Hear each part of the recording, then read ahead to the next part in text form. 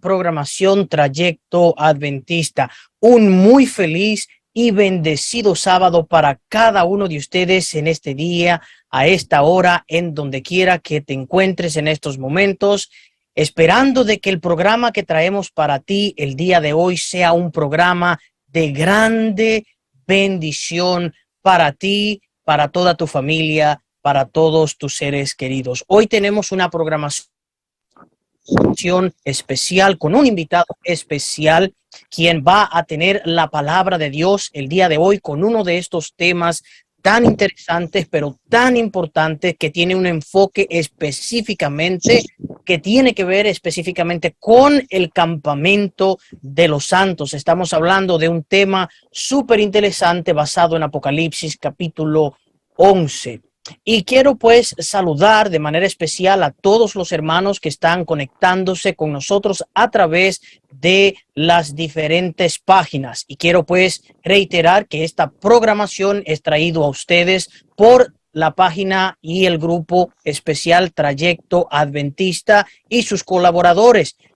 También se está transmitiendo en tiempo actual y sus páginas aliadas, Anunciando la Verdad, Ministerio Rumbo al Cielo, Verdades Eternas, Alfonso Adventista, Amigos de Jesús Radio, en el canal de YouTube de Anunciando la Verdad, la página Teología y Temas Adventistas y la página Radio Mensajeros de Esperanza. También estamos transmitiendo en la Radio Mensajeros de Esperanza y en todas las páginas aliadas. Así es que en donde quiera que te encuentres, de donde nos estés viendo, siéntete bienvenido. Gracias por acompañarnos. Este día será un día de bendición. Como dije anteriormente, el tema que traemos para ustedes hoy está a cargo de nuestro hermano Smerling, quien va a tener la palabra de Dios en este día. Es un tema basado, como ya mencioné,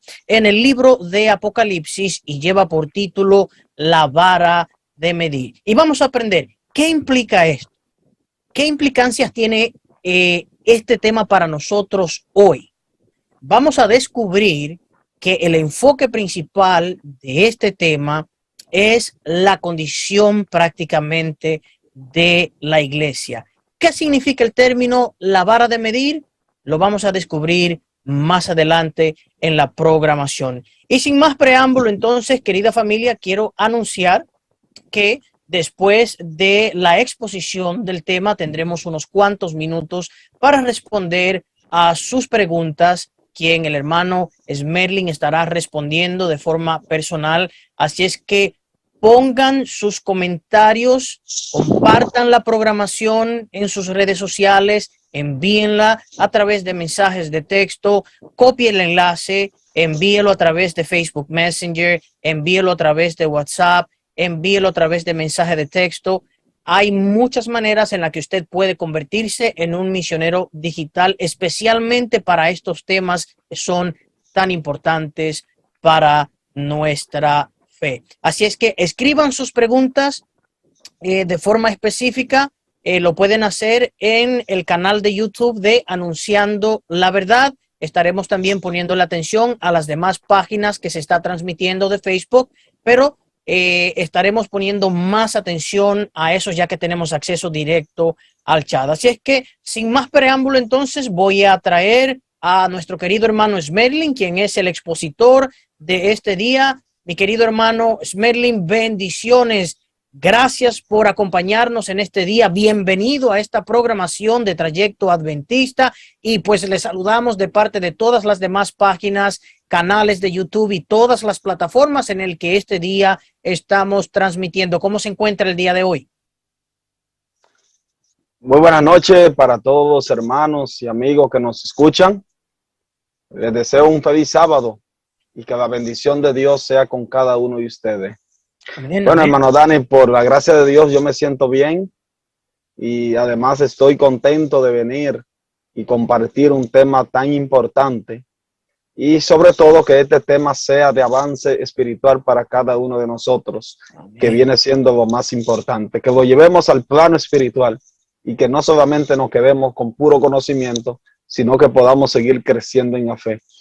Eso debe de ser lo más importante y es el objetivo principal de este tema. Amén, gloria a Dios, gloria a Dios. Y eso, hermanos Merlin, es exactamente lo que buscamos, que tratemos temas que nos ayuden en nuestro crecimiento espiritual, que podamos seguir creciendo por fe, avanzando por fe, hasta llegar a reflejar el carácter de Jesús. Mi estimado y querido hermano, entonces, sin más preámbulo, para ustedes el tiempo, Dios le use con poder y que hoy nos sintamos a reflejar llenos de la presencia del Espíritu de Dios, que este tema sea para bendición para cada una de las personas que nos está viendo o escuchando en estos momentos. Amén, sí, que sea de bendición para cada una de aquellas personas que nos están viendo a través de la pantalla. Bien, como ya se anunció, el tema que vamos a estar exponiendo se titula La caña o la vara de medir. Y este estudio va a estar prácticamente enfocado en Apocalipsis, el capítulo 11 y el versículo 1. Ahora, antes de comenzar, vamos a tener una palabra de oración para que Dios sea quien nos dirija en este estudio. Así que vamos a orar.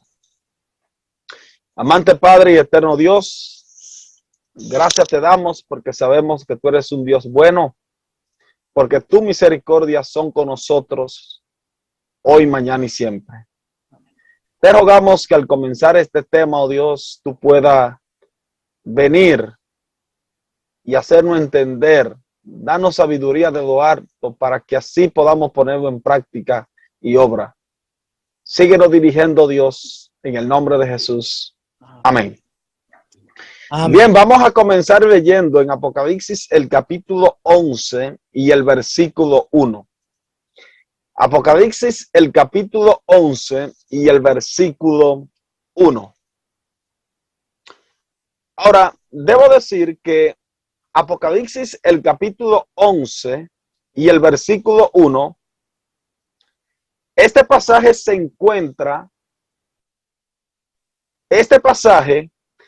encuentra bajo el sonido de la sexta trompeta. Y luego que se describe la experiencia del librito en Apocalipsis 10, y eso lo pueden ver en la primera diapositiva de su pantalla, y luego que se describe la experiencia del librito en Apocalipsis, el capítulo 10, los versículos 1 y el versículo 9. Luego a Juan se le da una orden de que mida el templo, el altar y los que adoran en él. Ahora, cabe destacar que Apocalipsis 11:1 representa también una introducción a la visión de los dos testigos que son mencionados en Apocalipsis 11 a partir del versículo 3 en adelante. Ahora, existen eruditos que afirman que estos pasajes o este pasaje de Apocalipsis 11 hace alusión al día de la expiación y que por lo tanto esto se cumple en el santuario celestial con la obra de Cristo como nuestro sumo sacerdote.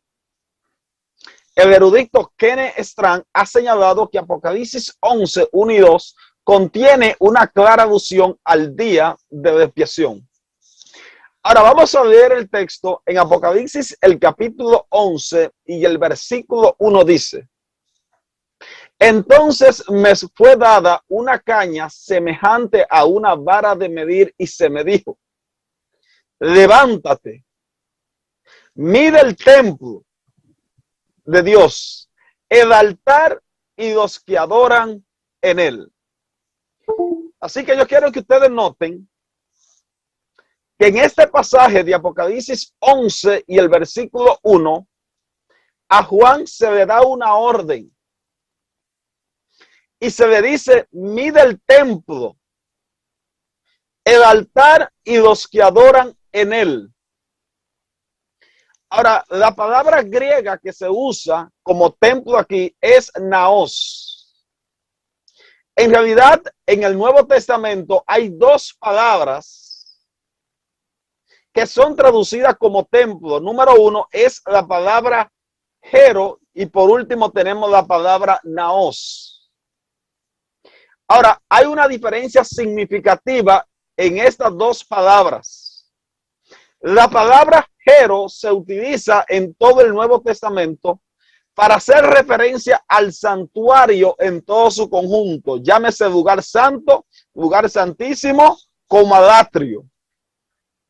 Sin embargo, la palabra Naos se utiliza para describir una parte en específica del santuario. Y en el libro de Apocalipsis, la palabra Naos se usa para describir el lugar santísimo del santuario celestial. Ahora, la pregunta clave es, ¿qué significa el acto de medir en la Biblia? ¿Qué significa esto? Porque se dice, mide el altar, el templo y a los que adoran en él. Pero la pregunta es, ¿qué significa esto? ¿Qué significa el acto de medir? ¿Por qué Dios manda medir el santuario? Manda medir el altar y manda medir a los que adoran en él. Bueno, significativamente se puede afirmar que el acto de medir, tanto en el Nuevo como en el Antiguo Testamento, se relaciona con una obra de juicio. En Mateo el capítulo 7 y los versículos 1 y 2, ustedes encuentran esto muy interesante, ustedes encuentran este detalle muy interesante. Dice el texto, no juzguéis para que no seáis juzgados, porque con el juicio con que juzgáis, seréis juzgados, y con la medida con que mides, os será medido. Es decir, si ustedes notan, en este pasaje claramente dice, si ustedes juzgan, van a ser juzgados. Y luego dice, porque con la misma vara con la que ustedes midan, con esa misma ustedes van a ser medidos.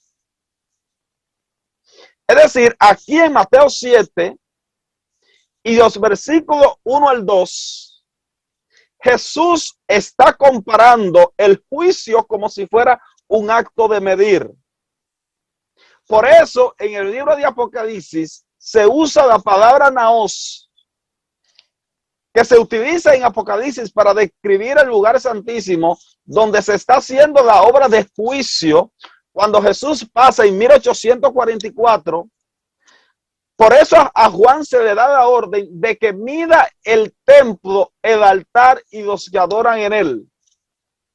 Porque el juicio, el acto de medir, significa o implica una obra judicial. Ahora, no solamente Mateo 7, 1 y 2 hace referencia a esto. Por ejemplo, ustedes pueden encontrar esa misma idea en el Antiguo Testamento, como por ejemplo en el libro de Isaías, en el capítulo 28 y en el versículo 17. Fíjense cómo Isaías lo expresa, Isaías 28 y el versículo 17, lo pueden ver en la pantalla, donde dice, y ajustaré el juicio a cordel, y a nivel la justicia, y granizo barrerá el refugio de la mentira, y agua arrollarán el escodrijo. Es decir, si ustedes notan, Isaías dice, ajustaré el juicio a un cordel. Más adelante, yo le voy a demostrar a ustedes que el cordel en el Antiguo Testamento se utilizaba como una herramienta de medida. Es decir, lo que está diciendo Isaías es, ajustaré el juicio a un cordel, es decir, ajustaré el juicio a una medida. Porque la idea o el acto de medir en el Nuevo Testamento implica una orden judicial.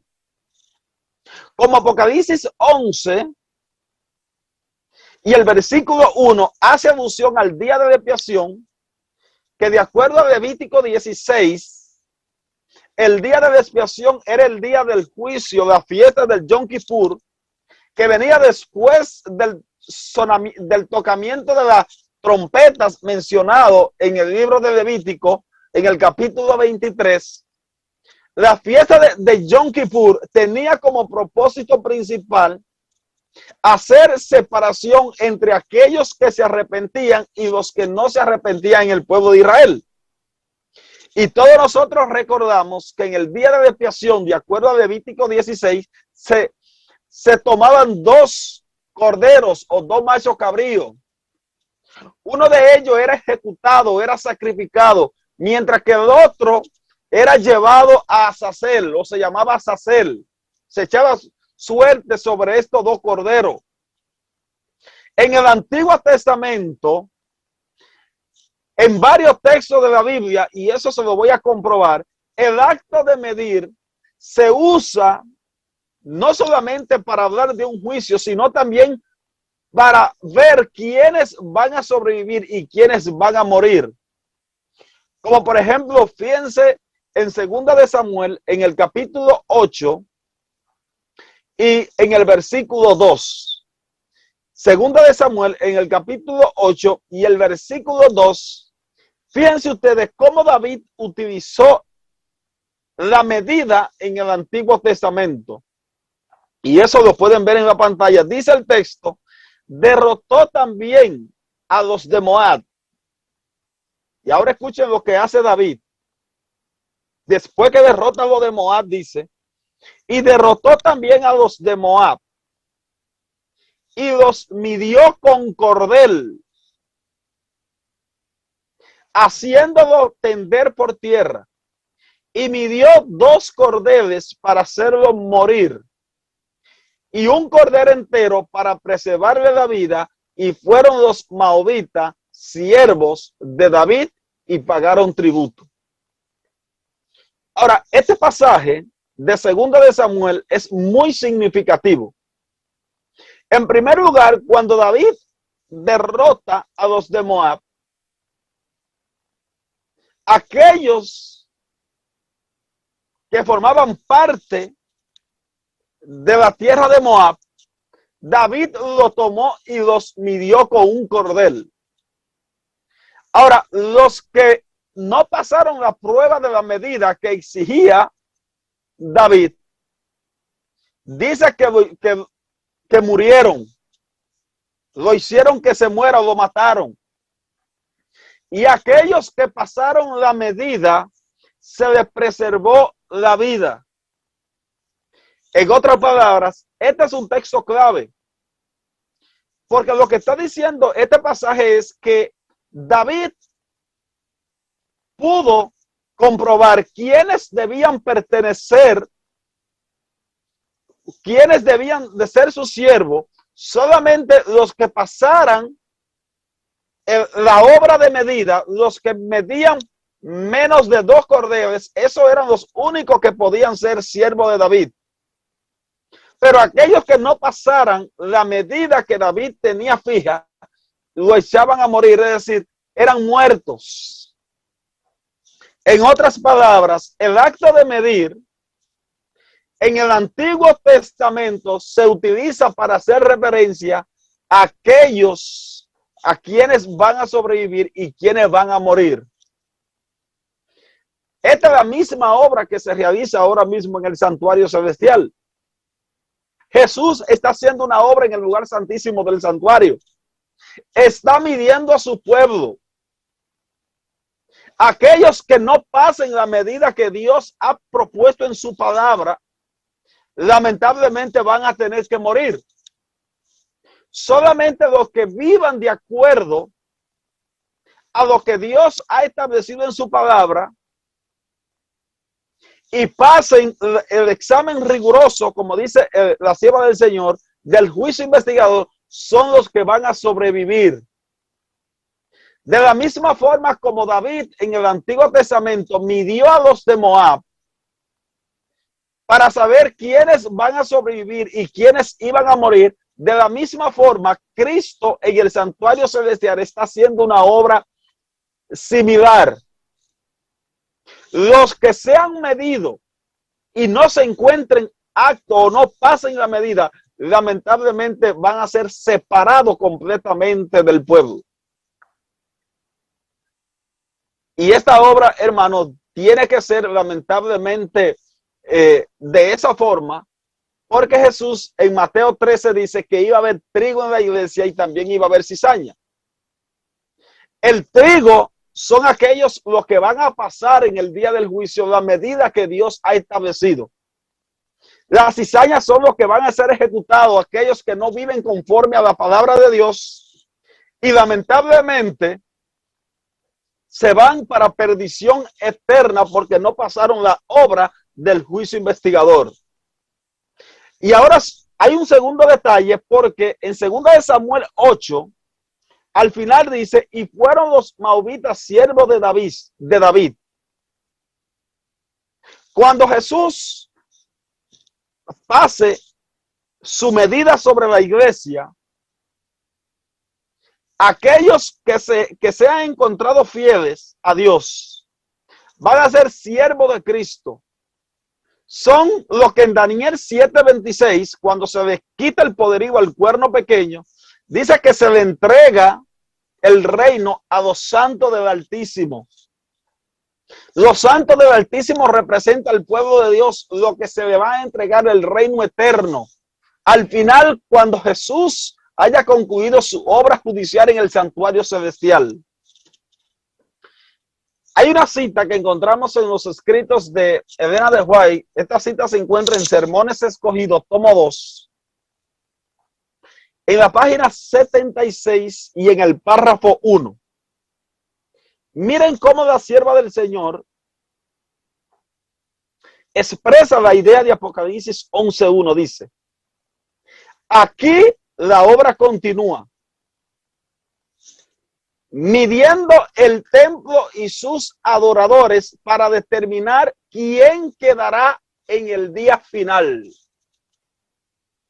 ¡Wow!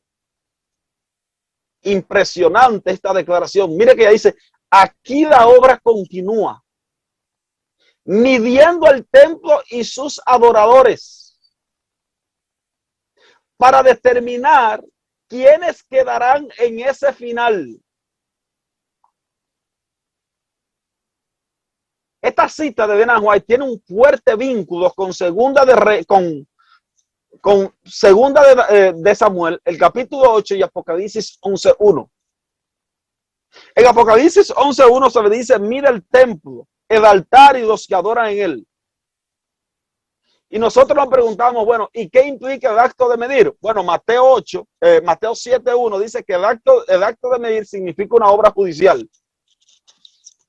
Ahora, ¿qué se hacía cuando se medían en el Antiguo Testamento? Segunda de Samuel dice que David midió a los de Moab y aquellos que no pasaron la medida fueron muertos y aquellos que sí pasaron la medida llegaron a ser siervos de David. Elena de White en esta cita dice que midiendo el templo y sus adoradores para determinar quién quedará en el día final. En otras palabras, el acto de medir se utiliza para separar a los fieles de los infieles.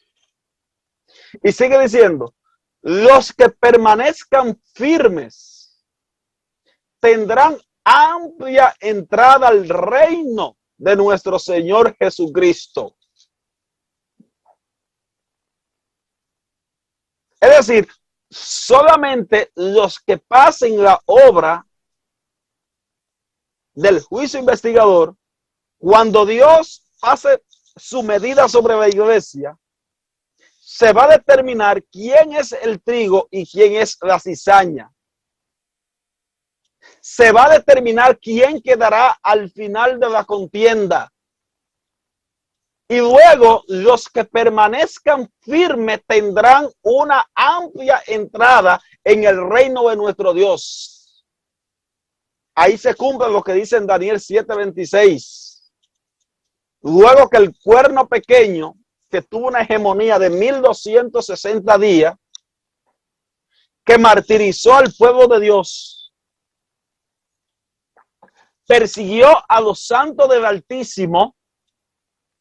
Daniel 7:26 tiene que entenderse a la luz de los últimos días, cuando Dios le entregue su reino eterno a nuestro Señor Jesucristo, y dentro de ese el reino dentro de ese reino eterno estarán aquellos que hayan pasado la obra del juicio investigador. Y ahora sigue diciendo ella, cuando estemos realizando nuestro trabajo, recordemos que hay alguien que está observando para ver con qué espíritu lo realizamos. Impresionante. Todo esto ocurre en el santuario celestial. En el santuario celestial, Jesús está intercediendo por nosotros. Está desempeñando una obra de purificación, como dice Daniel 8:14, texto que vamos a estudiar más adelante. Cuando estemos realizando nuestro trabajo, recordaremos que hay alguien que está observando para ver con qué espíritu nosotros lo estamos haciendo. Y ahora dice ella, ¿acaso no integraremos al Salvador en nuestra vida diarias?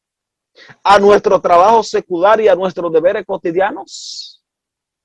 En el nombre de Dios, deseamos dejar atrás todo lo que no sea necesario. Toda habladuría o visitas inútiles. Y presentamos como siervo del Dios vivo. Esta cita es sumamente impresionante. La sierva del Señor utiliza la terminología de Apocalipsis 11:1 para decir que aquellos, cuando se pase la medida del templo y sus adoradores, esto se hará para determinar quiénes quedarán al final del día. En el día de la expiación, mis queridos hermanos, esto era lo que se hacía. Y acuerdo a Levítico 16, el pueblo de Dios tenía que estar en ayuno y oración. Porque era una obra solemne. Cuando el sumo sacerdote entraba al lugar santísimo para espiar al pueblo, para reconciliar al pueblo con su Dios. Pero mientras el sumo sacerdote estaba en el lugar santísimo, ¿cuál era la obra del pueblo? Tenían que estar afuera purificando su alma. La obra de Jesús en el santuario celestial es una analogía de lo que sucedía aquí en el santuario terrenal. Ahora mismo Jesús se encuentra en el lugar santísimo del santuario. Está midiendo a su pueblo, está pasando factura sobre su pueblo. Cuando Jesús salga del santuario celestial, ya los casos de cada uno de nosotros quedará completamente determinado. Ahí se cumple lo que dice en Apocalipsis, el capítulo 22 y el versículo 12. He aquí yo vengo pronto y mi galardón conmigo para recompensar a cada uno de acuerdo hayan sido sus obras. Y ese es un punto sumamente importante, porque ahora mismo se ha desafiado esta teología adventista sobre el juicio investigador, de que no puede ser percibida la idea de un juicio investigador. Sin embargo, si ustedes leen todos los versículos en relación a la segunda venida de Jesús, se van a dar cuenta que Jesús no viene a juzgar a nadie. Jesús viene a recompensar a cada uno de acuerdo hayan sido sus obras. Ahora, inmediatamente nos preguntamos, entonces, si Jesús viene a recompensar a cada persona de acuerdo hayan sido sus obras, ¿cómo se determina sus obras si no se ha hecho una obra de juicio? Porque en 2 de Corintios, el capítulo 5 y el versículo 10, Pablo dice, porque es necesario que todos nosotros comparezcamos ante el tribunal de Cristo. No está ahí en la diapositiva. Comparezcamos ante el tribunal de Cristo para que demos cuenta de lo que hicimos mientras estuvimos en el cuerpo. Y ojo con esto. El juicio, nosotros no nos vamos a enfrentar, los muertos no se van a enfrentar al tribunal de Cristo para responder de lo que hicieron después que estuvieron muertos, porque el muerto nada sabe. Es para responder de lo que hicieron mientras estuvieron en el cuerpo. Y luego Pablo dice, mientras estuvieron en el cuerpo, para ser recompensados de acuerdo a lo que ellos hicieron. Ahora yo pregunto, si Jesús viene a recompensar a cada uno de acuerdo hayan sido sus obras, en su segunda venida, significa entonces que tuvo que haber una obra de juicio. Esto es lo que nosotros como adventistas entendemos como el juicio investigador. El momento cuando Jesús está haciendo su obra en el lugar santísimo del santuario, como se hacía en el antiguo Israel en el día de expiación. Ahora, el acto de medir también en el Antiguo Testamento se utiliza o se utilizaba para medir la apostasía en el pueblo de Dios. Cuando el pueblo de Dios estaba en apostasía, se puede visualizar en el Antiguo Testamento que Dios se refería al juicio de ese pueblo como si fueran medidos. Fíjense, en 2 de Reyes 21:13, dice el texto aquí, y extenderé sobre Jerusalén el cordel de Samaria y la plomada de la casa de Acab, y limpiaré a Jerusalén como se limpia un plato que se friega y se vuelve boca abajo. Miren, este texto es sumamente significativo. Número uno, Dios dice, y extenderé sobre Jerusalén el cordel. El cordel es una herramienta que se utiliza para medir. Se utiliza principalmente en la albañilería para medir. Aquí en 2 de Reyes 21:13 dice, y extenderé sobre Jerusalén el cordel de Samaria y la plomada de la casa de Acab. ¿Recuerdan ustedes que Jesús en Mateo 7:1 dice, con la misma vara que ustedes miden, con esa misma serán medidos? Aquí en 2 de Reyes 21:13 usted tiene el mismo principio. Porque Dios dice, y extenderé sobre Jerusalén el cordel de Samaria y la plomada de la casa de Acab. Es decir, con la misma medida que midió a Samaria y a la casa de Acab, con esa misma medida iba a medir a la ciudad de Jerusalén. Ahora, si usted quiere entender esto, usted tiene que preguntarse, ¿y cuál era la condición de Samaria y de la casa de Acab que Dios la midió? Y de la misma forma iba a medir a Jerusalén. Si ustedes van, por ejemplo, a 2 de Reyes, el capítulo 10 y el versículo 18, ustedes encontrarán que Acab se había apostatado de Dios. Había llevado al pueblo de Israel a la adoración de los dioses paganos, a Baal. Había entrado completamente una apostasía en el pueblo de Dios. Estaban adorando a los dioses paganos. Como resultado, el pueblo de Israel o la ciudad de Jerusalén había caído en una apostasía similar como la casa de Acab. Y ahora Dios dice, ok, yo lo voy a medir con esa misma medida que yo medía la casa de Acab por su apostasía.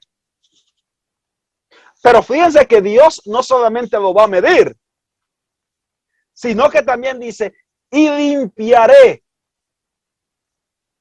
La palabra hebrea que se utiliza ahí por limpiaré es maca. Y limpiaré a Jerusalén como se limpia un plato que se friega y se vuelve boca abajo. Yo no sé si ustedes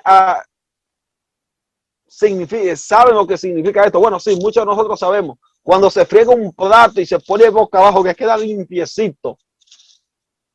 Lo que Dios está diciendo es, aunque el pueblo de Israel esté en apostasía, yo voy a pasar mi plomada, yo voy a pasar mi cordel. Y voy a hacer una separación, los fieles de los infieles, y voy a limpiar a Jerusalén como se limpia un plato.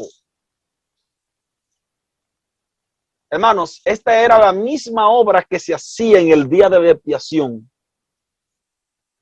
Cuando llegaba el día de expiación, el sumo sacerdote comenzaba su obra y entraba en el lugar santísimo del santuario. Y de acuerdo a Levítico 16 dice, y así purificaré. Y el pueblo y el santuario eran purificados de las inmundicias y de los pecados del pueblo de Israel que cometían durante todo el año. Aquí en segunda de Reyes 21:13, Dios va a pasar factura, va a medir a Jerusalén, va a echar plomada sobre Jerusalén como lo hizo con la casa de Acab. Y luego dice, y lo limpiaré, es decir, lo purificaré como se limpia un plato. Esta es una clara alusión a la terminología del Antiguo Testamento en relación a la obra del juicio investigador, la fiesta de Yom Kippur, el día de expiación. Ahora, lo más interesante es que hay otro pasaje en el Antiguo Testamento que indica claramente que cuando Dios mide con cordel o con plomada, cuando Dios mide con plomada es específicamente cuando el pueblo de Dios está sumergido en una idolatría tremenda, en una apostasía tremenda. Fíjense ese pasaje que encontramos en el libro de Amós, en el capítulo 7, los versículos 7 al 9. Amós, el capítulo 7, los versículos 7 al 9 dice: me enseñó así, dice Amós. He aquí el Señor estaba sobre un muro hecho a plomo, y en su mano una plomada de albañil. Jehová entonces me dijo, ¿qué ves, Amós? Y dije, una plomada de albañil. Y el Señor dijo, he aquí, yo pongo plomada de albañil en medio de mi pueblo Israel. Y ahora fíjense por qué Dios pone plomada de albañil en medio de su pueblo Israel. Dice, no lo toleraré más. Los lugares altos de Isaac serán destruidos y los santuarios de Israel serán asolados, y me levantaré con espadas sobre la casa de Jeroboam. Impresionante. El pueblo de Israel en los días de Amós se había apostatado completamente, había hecho lugares altos. Los santuarios de Israel iban a ser completamente asolados porque se habían sumergido en una apostasía tremenda. Y Dios aquí en Amós 7 dice, y lo voy a medir, y en su mano una plomada de albañil. Es decir, Dios lo iba a medir con una plomada de albañil, porque la plomada, cuando Dios mide con plomada, es cuando su pueblo solamente se encuentra sumergido en una apostasía tremenda. Miren, hermano, usted se preguntará, bueno, ¿y qué tiene que ver esto con nosotros? Yo pregunto, ¿nosotros esperamos una terrible apostasía en medio del pueblo de Dios, que lamentablemente ya ha comenzado? Nosotros le conocemos como la apostasía omega, y será del mismo carácter de la apostasía alfa, que se introdujo a través de falsas enseñanzas. Hermanos, no es de sorprendernos a nosotros, pero dentro del pueblo de Dios, para este tiempo, se están introduciendo una serie de conceptos teológicos que son sumamente satánicos. Como por ejemplo, en el año 1986 se produjo un documento que se le llama el documento del río. Y ese documento tenía como propósito renovar el método historicista de la iglesia, el método histórico que utiliza la iglesia para estudiar los libros de Apocalipsis y los libros de Daniel. Ahora, ¿por qué se creó este documento? La razón es muy simple. Algunos teólogos adventistas estaban asistiendo a otras universidades para estudiar doctorados en teología, para sacar su doctorado en teología. Y en esos seminarios que no eran adventistas, donde asistían estos teólogos adventistas, se enseñaba la Biblia a través del método de la alta crítica. El método de la alta crítica solamente es conocimiento intelectual.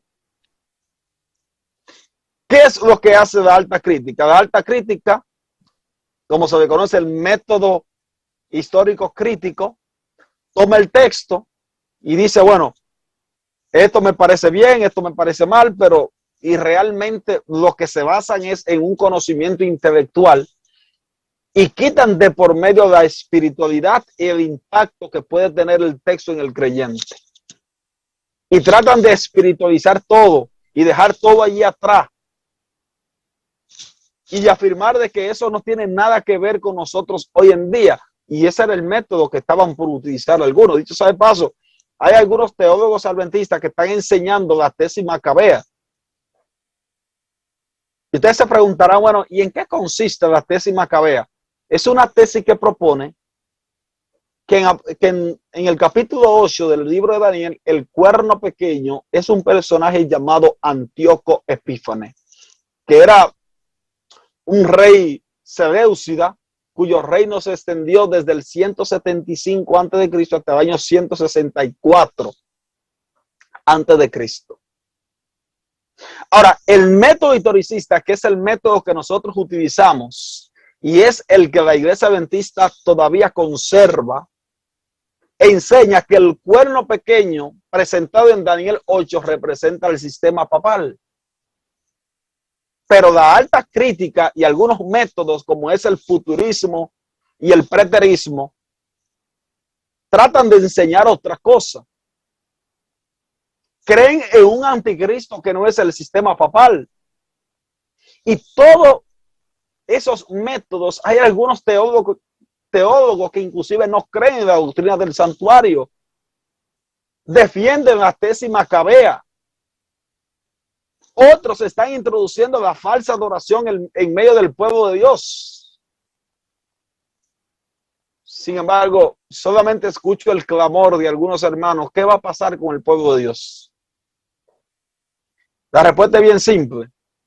Jesús actualmente en su obra investigativa le está pasando medida a todo eso. Cuando Jesús concluye su obra del juicio investigador, entonces va a haber una separación. Se va a separar el trigo de la cizaña. Va a ocurrir lo que por muchos años hemos estado esperando, que se le conoce como la obra del zarandeo. Y Dios tiene que separar el trigo de la cizaña porque Dios va a derramar el Espíritu Santo sobre su pueblo.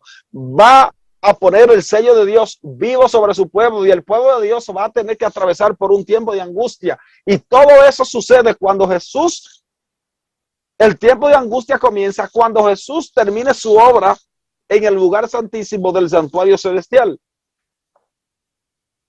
Inclusive hay muchos teólogos que están diciendo que vamos a estar pecando hasta que Cristo venga.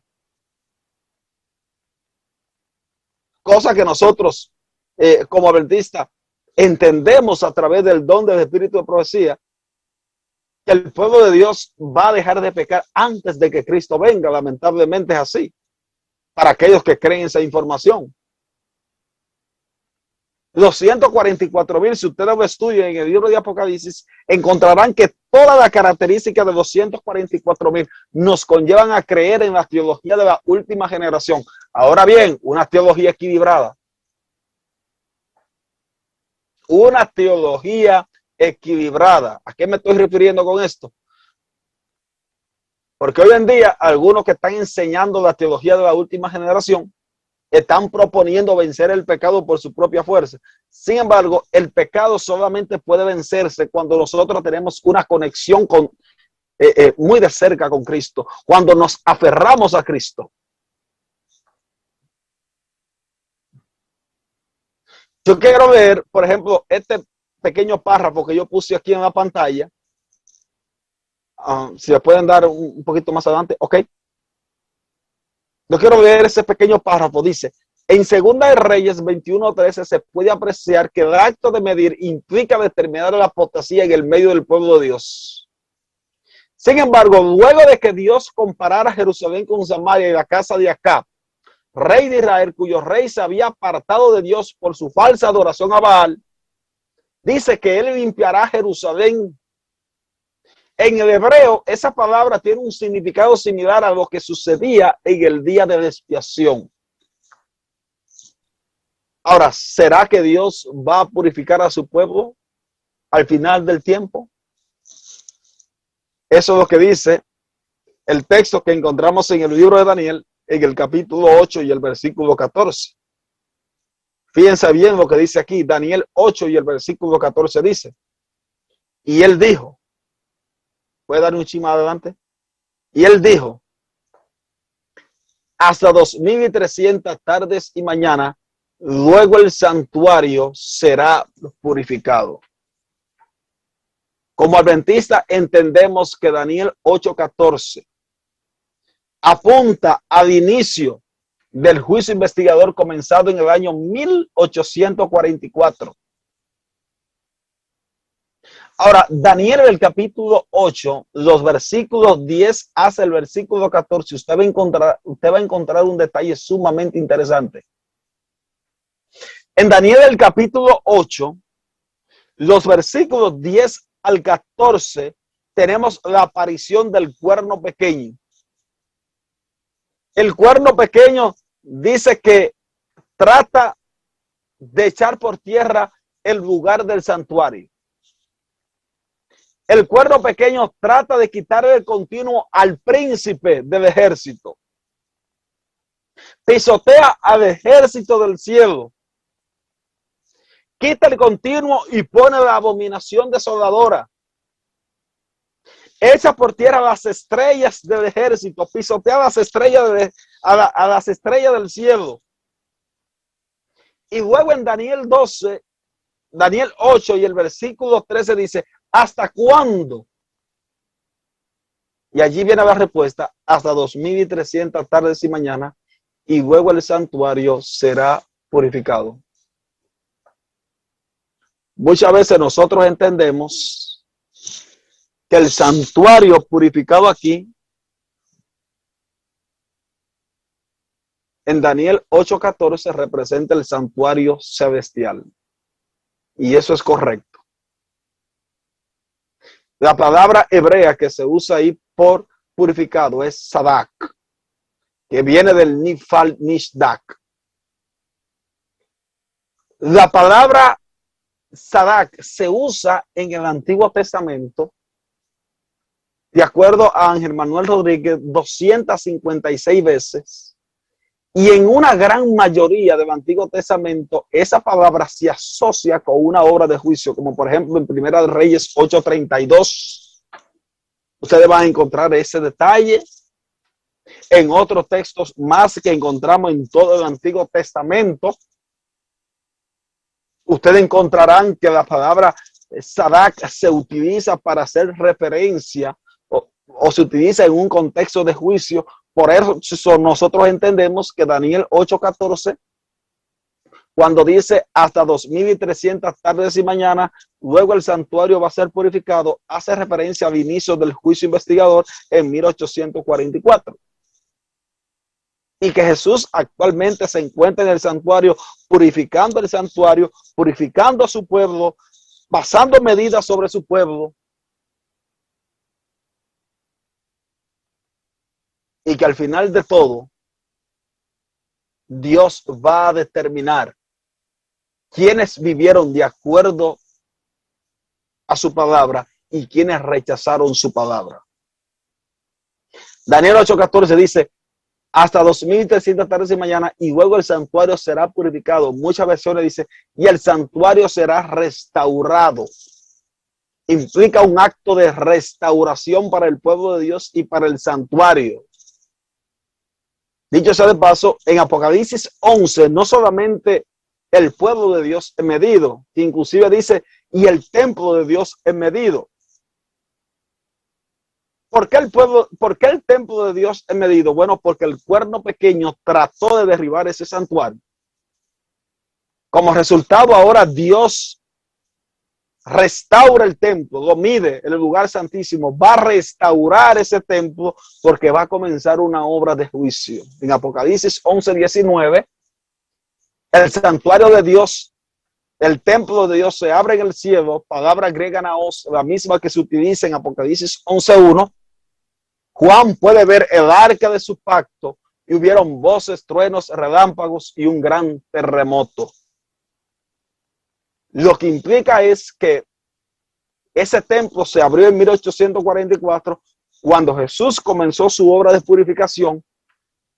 Cuando Jesús comenzó a medir a su pueblo, midió el templo, que hace referencia a una restauración del santuario. Y ahora las verdades del santuario son los que se van a construir verdad presente para el pueblo de Dios. Dicho sea de paso, todas las verdades adventistas y todas las doctrinas adventistas se encuentran ampliamente encerradas en el santuario. Nuestra cosmovisión o nuestro pilar principal doctrinalmente es el santuario. En 1844 comenzó esa obra de juicio. Jesús está midiendo a su pueblo. El cuerno pequeño al final de la contienda va a ser destruido. De la misma forma como en 2 de Samuel 8, aquellos que no pasaron la prueba de David eran destruidos. El pueblo de Dios va a ser purificado, va a ser limpiado. Se va a separar de aquellos que viven provocando la apostasía, introduciendo liturgias que no son aprobadas por la Biblia. Y entonces se cumplirá lo que dice en Apocalipsis 22:11, donde dice, el que es injusto, sea injusto todavía, y el que es inmundo, sea inmundo todavía. Y el que es justo, practica la justicia todavía. Y el que es santo, santifíquese todavía. Va a haber una separación. Cuando Cristo termina su obra como sumo sacerdote en el santuario, los justos van a seguir siendo justos y los inmundos van a seguir siendo inmundos. Va a haber una separación. El trigo y la cizaña va a ser separado. Aquellos que no se conformen a la voluntad de Dios van a ser separados del pueblo. Van a ser eliminados completamente como se hacía en el día de expiación.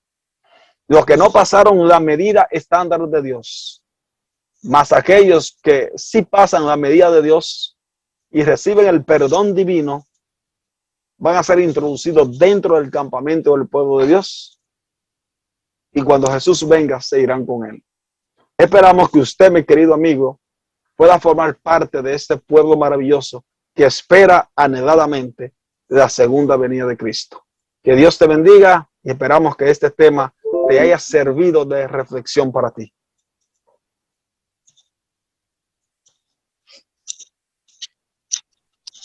Amén, amén. Gracias, querido hermano Esmelin Rivas, por tan poderoso tema.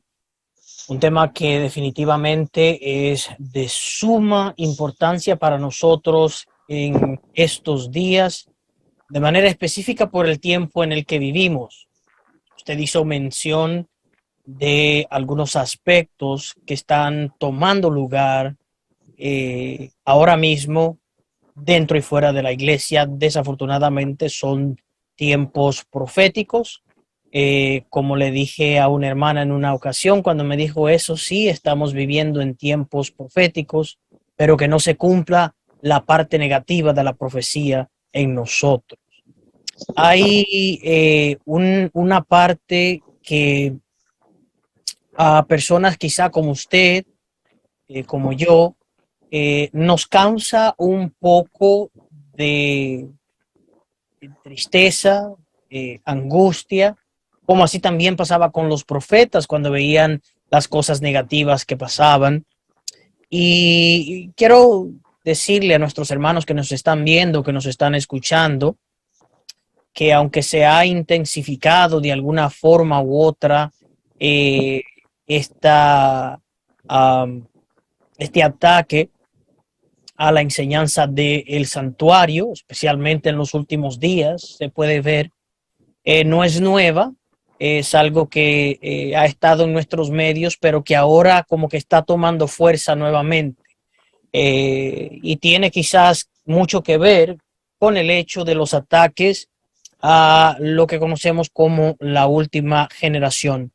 En sí, mi querido hermano, para dar un poquito de detalles en cuanto a lo que tiene que ver con eh, el acto de medir. El acto de medir, usted decía que tiene que ver específicamente con qué cosa, mi hermano. Bueno, el acto de medir en el Antiguo Testamento, como acabamos de ver, tiene una asociación muy estrecha con la obra de juicio. Por eso leímos esos dos textos que se encontraban en Mateo 7 y el versículo 1, donde Jesús dice, no juzguen para que no sean juzgados, porque con la misma vara que os mida, con esa misma os será medida. Se puede ver que en realidad sí hay una estrecha relación entre la medida, entre el acto de medir, tanto en el Antiguo como en el Nuevo Testamento, con una obra de juicio. Bueno, dicho sea de paso, es interesante porque en Apocalipsis 11, la palabra templo que se usa es la palabra naos. Y esa palabra en el libro de Apocalipsis solamente se utiliza para hacer referencia al lugar santísimo del santuario, que en el griego la palabra naos significa habitación, una sola habitación, un lugar en específico. La segunda palabra es Gero, pero la palabra Gero no se refiere a una parte del santuario o del templo, sino al santuario en su totalidad. Por lo tanto, el hecho de que aparezca naos aquí en el libro de Apocalipsis es una clara evidencia de que Apocalipsis 11.1 hace una fuerte alusión al día de la expiación y que por ende la medida, de acuerdo a Mateo 7.1 y a Isaías 28, el acto de medir tiene que relacionarse con el día de la expiación y específicamente con una obra de juicio, como ya se mencionó anteriormente. Por eso, en Segunda de Samuel, pudimos observar que cuando David va y derrota a los de Moab, lo acuesta sobre la tierra, pone su cordero y aquellos que no pasaron esa medida fueron muertos, y los que sí pasaron esa medida fueron siervos de David. Ese es un texto muy significativo porque es una clara alusión a lo que Jesús está haciendo en el santuario. Jesús está pasando cordel sobre su iglesia, está midiendo a los que adoran en el santuario. Cuando Jesús salga del santuario celestial, ya el pueblo de Dios quedará completamente medido. Los que pasaron la prueba de la medida serán parte del reino eterno de Dios, y aquellos que no pasaron esa medida o no se ajustaron a los estándares de Dios van a ser completamente destruidos y van a pertenecer a la parte perdida junto con Satanás y sus ángeles, lamentablemente, que es la parte negativa aquí. Amén. Algo que quisiera agregar es, hay muchas sutilezas hoy en día, mi querido hermano, en cuanto a lo que tiene que ver con los ataques a las doctrinas que nosotros tenemos, doctrinas muy preciosas, todas basadas únicamente en la palabra de Dios. Y en cuanto a lo que tiene que ver entonces con la medición del tiempo, yo encuentro la relación que hay con Primera de Pedro, capítulo 4, versículo 17, que usted lo mencionó anteriormente, y es que porque es tiempo de que el juicio comience, pero no dice que comience con los mundanos, no dice que comience de forma universal con todo el mundo al mismo tiempo, dice porque es tiempo de que el juicio comience por la casa de Dios. Comience por la casa de Dios. De modo que ese acto de medir entonces tiene que ver de manera específica con un juicio que se hace al pueblo de Dios para de alguna forma verificar si aquellos que profesan la verdad han alcanzado ese nivel que Dios ha establecido de santificación. De lo contrario, entonces no habrá oportunidades para aquellos que no alcancen la medida, que es lo que en realidad implica. Y por otro lado, ¿qué implicancias tiene entonces de manera específica el acto de medir para con nosotros hoy?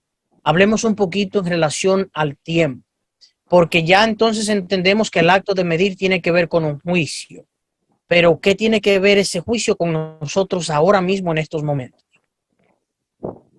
Bueno, mira, en relación a algunos eventos, porque yo en lo personal, como por ejemplo, nosotros sabemos el orden como adventista que el juicio investigador en 1844 inició con los muertos. Dígame.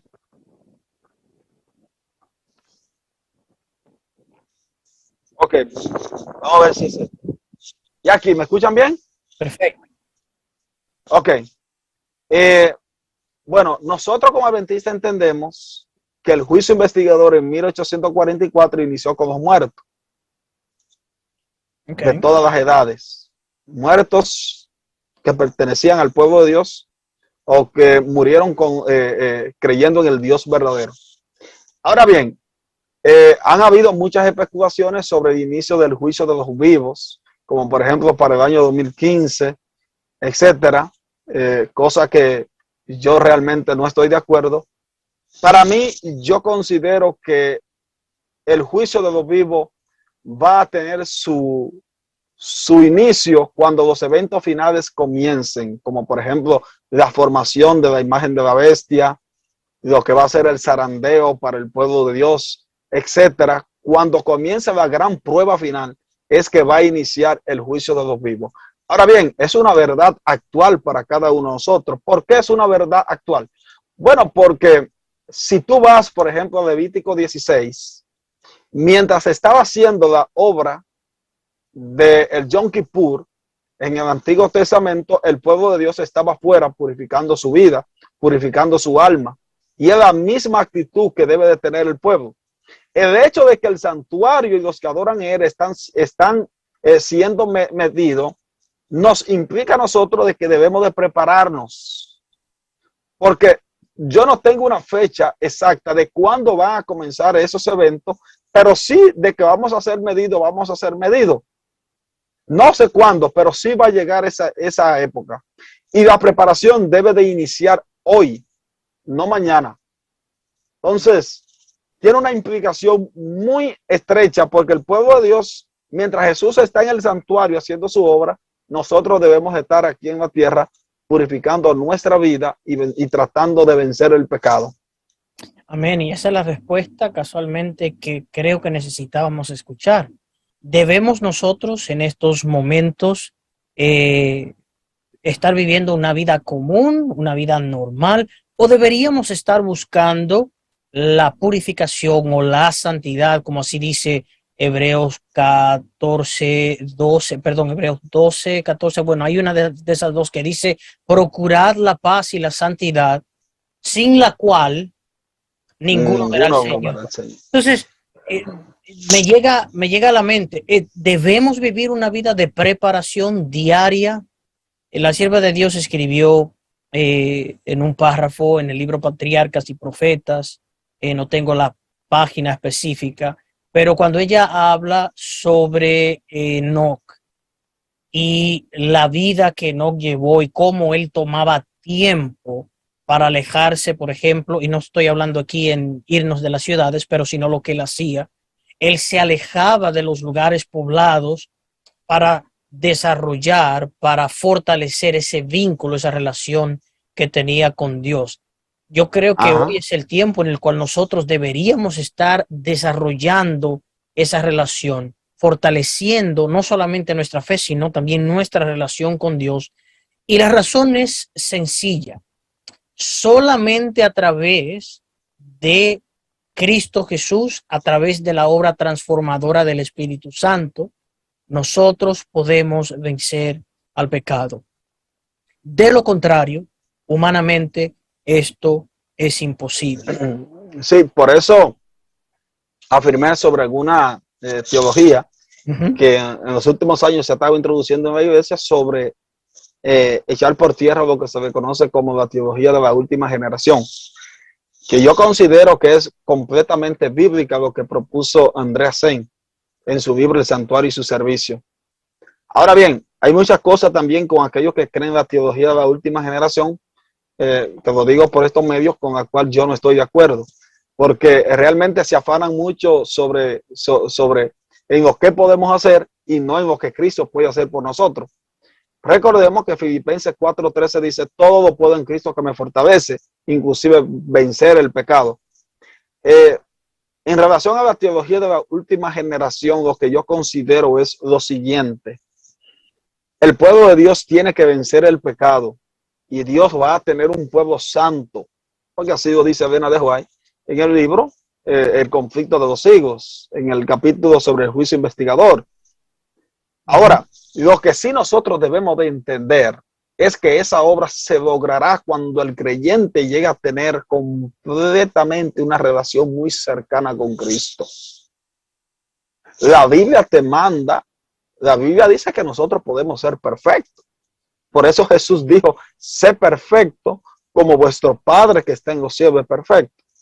Ahora, también, de acuerdo a lo que dice la sierva del Señor, tenemos que entender bien esa perfección. Elena de White comenta ese párrafo no una vez, sino un sinnúmero de veces. Ella dice que el ser humano, nosotros podemos ser perfectos, así como Dios es perfecto en su esfera. Usted no puede alcanzar, usted no puede pretender que va a alcanzar la misma perfección que Dios. No, usted como ser caído va a llegar a ser perfecto en su esfera, así como Dios, que es Dios, es perfecto en la suya. Amén, amén. Hay un texto, hay dos textos bíblicos específicamente, aparte del que usted mencionó, que tiene que ver un poco con eso. Todo lo puedo en Cristo. ¿Qué implica todo? No implica algunas cosas, implica todo. No sé, ese es el error que algunas personas quizás cometen. Hay dos pasajes más bíblicos que me intrigan mucho. Uno es Jesús hizo la misma expresión ante dos personas diferentes. Aquel paralítico que él sanó, él se lo encuentra, el paralítico de Betesda específicamente hablando, él lo encuentra después del milagro y le dice específicamente, no peques más, no sea que venga otra cosa peor sobre ti, estoy parafraseando. ¿Por qué le diría Cristo Jesús, no peques más, si eso fuera algo imposible? Mira, lo mismo le hizo a la mujer adúltera. Exactamente, esos son los dos casos, es la misma pregunta. Yo todo el tiempo he tomado esos dos versículos para afirmar eso y nadie me saca de ahí. pero entiende el punto, ¿verdad? ¿Cómo claro, puede Cristo Jesús exigir algo que es imposible hacer? Dani, sin antes de expresarlo, tú y yo estamos en el mismo camino, en el mismo son. Esos son los dos textos que yo tomo. ¿Por qué? Porque la fórmula de Dios es como él le dijo a la mujer adúltera, vete y no peques más. Esa es la fórmula de Dios. Entonces, ¿implica eso que es posible vencer al pecado? A donde llegamos es que no se puede hacer por esfuerzos humanos. Exactamente. Pero aferrado de Cristo sí. Aferrado de Cristo sí lo podemos hacer. Ahora bien, de una dependencia de nosotros propios no podemos. Mira, el mismo Cristo, aunque tenía condición humana y también tenía condición divina, porque era Dios y hombre, Cristo se aferró de su Padre. Completamente. Completamente. Imagínate nosotros que tenemos una naturaleza completamente pecaminosa, que debemos de entender esto. Nosotros como adventistas no creemos en el pecado original. de que nacemos con una máscara. Nosotros entendemos que poseemos o nacemos con una naturaleza pecaminosa. Ahora, tener una naturaleza pecaminosa no es pecado. El pecado es cuando nosotros dejamos que esa naturaleza influya sobre nosotros en pensamientos y acciones. Eso es lo que se va a constituir el pecado.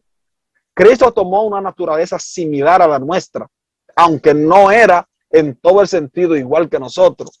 Yo compro una idea de Roald Dendere, donde él dice que Cristo era igual que nosotros, pero que habían ciertas cositas que no era igual. Por ejemplo, el hecho de que Cristo haya sido introducido en el vientre de María, engendrado por el Espíritu Santo, es una diferencia. Ahora bien, su naturaleza, de acuerdo a Elena de White, sí era similar a la nuestra. Y así como él venció, el pueblo de Dios también tiene que vencer, como dice Elena de White. Eso no hay discusión. Los teólogos están discutiendo ese punto porque quieren, pero si creen en Elena de White, yo considero, hermano, que si toman a Elena de White en su contexto, yo considero que no puede haber perdedera. Dicho sea de paso, he estado leyendo algunos artículos sobre la teología de la última generación y me he dado cuenta de algo muy interesante. Los que defienden la teología de la última generación de que sí se puede vencer el pecado, no tienen ni siquiera ni que estar peleando tanto con los textos. Sin embargo, los que afirman lo contrario, que no creamos en la teología de la última generación, tienen que hacer un rejuego a los textos que yo digo, y realmente terminan diciendo cosas que para mí no tienen sentido, como por ejemplo, yo me acabo de leer algunos libros que tengo por aquí, como por ejemplo un libro que hay que se llama Humildemente decir de no la teología de la última generación. No sé, él está aquí. Veo aquí, este libro de Roger Brisman. Yo leí ese libro que está en contra de la teología de la última generación y realmente déjame decirte que lo tengo ya, lo leí es porque a mí me gusta leer tanto a favor y en contra de lo que yo pienso, porque para así tener base para refutar. Ese libro, en todas las páginas, que tú tienes 202 páginas, y en todas las páginas y todos los capítulos, el autor tiene que hacer un rejuego grandísimo. Sin embargo, los que creemos en la teología de la última generación, con Biblia y testimonio, podemos respaldar completamente nuestro punto discutido. De modo que hay una cita que se encuentra en el deseado de todas las gentes. Mira, primero voy a aclarar algo. Y aunque ese no es necesariamente el tema, ya estamos hablando un poquito sobre él, porque sí, tiene que ver específicamente con la condición de los fieles de Dios del tiempo de fin, el juicio, la medición tanto del templo, que de paso la medición del templo tiene que ver con, según la palabra, con preservar, y como usted mencionó acertadamente, ¿de qué tiene que ser preservado el santuario? Pues de los ataques del cuerno pequeño. Pero hay una cita de Elena de White, un poquito larga, pero no la voy a leer completa, solamente voy a llegar a un párrafo, voy a leer desde el principio hasta la mitad. Se encuentra en El deseado de todas las gentes, página 625, párrafo 1. Y esta declaración dice lo siguiente: al describir a sus discípulos la obra y el cargo del Espíritu Santo, la clave, Espíritu Santo, sigue diciendo la cita, Jesús trató de inspirarles el gozo y la esperanza que alentaba su propio corazón. Se regocijaba con la ayuda abundante que había provisto para su iglesia. Nuevamente, el Espíritu Santo era el más elevado de todos los dones que podía solicitar de su Padre para la exaltación de su pueblo. El Espíritu iba a ser dado como agente regenerador. Clave, agente regenerador. ¿De qué debe ser el hombre generado? Del estado de la caída. Y la sierva de Dios nos está diciendo aquí que el Espíritu Santo había de ser ese agente regenerador. Y sin esto, el sacrificio de Cristo habría sido inútil. Y esta es la parte interesante. El poder del mal se había estado fortaleciendo durante siglos. Sigue diciendo, y la sumisión de los hombres a este cautiverio satánico era asombrosa. Mira lo que ella dice. El pecado podía ser resistido. ¿Cómo? El pecado podía ser resistido, pero no se queda ahí. Dice, y vencido únicamente por la poderosa intervención de la tercera persona de la divinidad que iba a venir no con energía modificada, sino en la plenitud del poder divino. ¿Cómo es que la sierva de Dios está diciendo, hermano, que podía ser resistido y vencido, pero no dice por términos humanos? Dice específicamente a través de la tercera persona de la deidad o divinidad, específicamente dice. ¿Y cuál es esa tercera persona? El Espíritu Santo. De modo que entonces estamos viviendo en un periodo de tiempo en donde estamos siendo juzgados. No ponemos fecha entre quién, qué, cuándo, cómo, dónde, pero estamos viviendo bajo ese periodo de expiación que tenemos un símbolo, tenemos una sombra que nos indica a nosotros el proceder de ese juicio. Ahora mismo el santuario está siendo purificado. Hay muchas personas que tienen problemas con esto. ¿De qué está siendo el santuario purificado? Nosotros no vivimos en el cielo. En el cielo solamente viven personas santas. No hay pecado en el cielo. Oh, pero sí hay pecado en el cielo. Están los registros celestiales. Están los registros allí. Y esos registros deben ser limpiados. Y la sierva de Dios, en otra cita, dice, con tremenda exactitud se encuentran en los registros celestiales cada una de nuestras obras. Y debemos entonces, por esa razón, buscar que nuestros pecados sean borrados de los registros celestiales para que entonces nuestros nombres puedan permanecer en el libro de la vida. De modo que, querida familia que nos estás viendo, que nos estás escuchando, estamos viviendo en estos momentos bajo un juicio que está midiendo nuestras obras. ¿Hemos alcanzado ya ese nivel de justicia que Dios demanda de nosotros? Si no, debemos revisarnos a nosotros mismos y buscar la santidad sin la cual ninguna persona verá al Señor. Hermano Smelly, no sé si tiene algunas palabras más que quisiera poner mientras pongo una música de fondo aquí.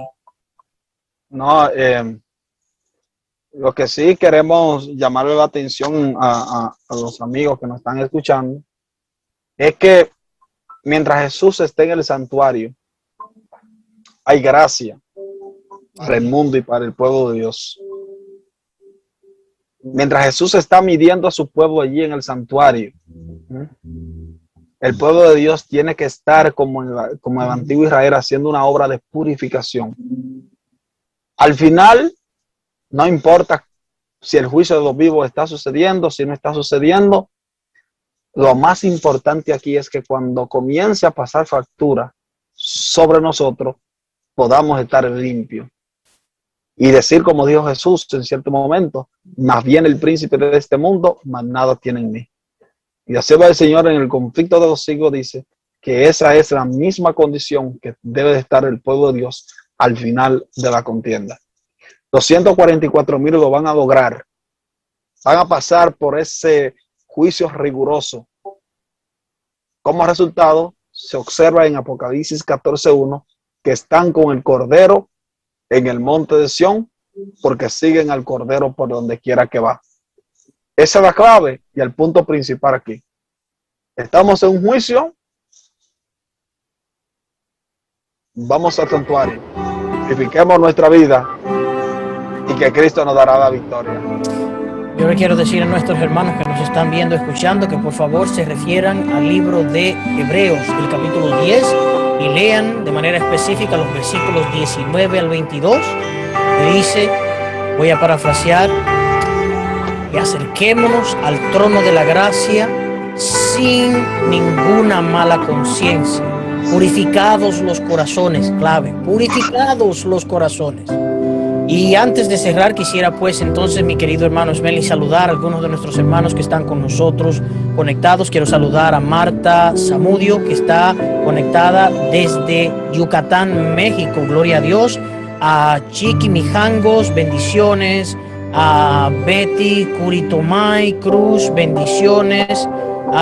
Tenemos también por aquí, a ver, en las demás páginas de manera rapidita, antes de que se me escape, a nuestra hermana María Cano, bendiciones, hermana María, gracias por acompañarnos.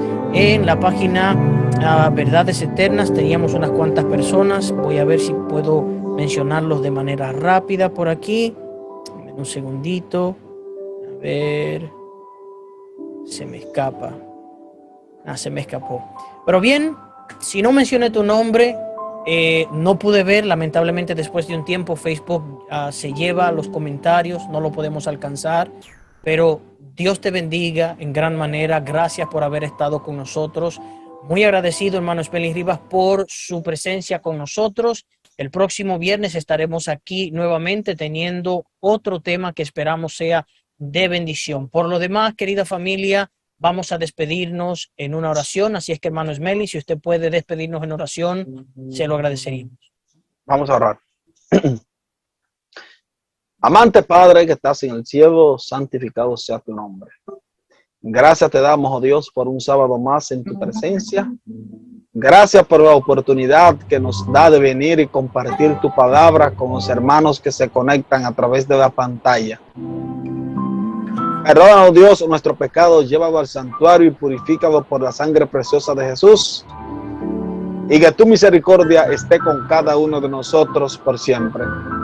Síguenos dirigiendo porque te lo pedimos en el nombre de Jesús. Amén, Señor. Amén. Amén. Bien, familia, Dios le bendiga grandemente. Será hasta nuestra próxima programación el viernes a la misma hora. Te esperamos. Dios te bendiga y recuerda, comparte.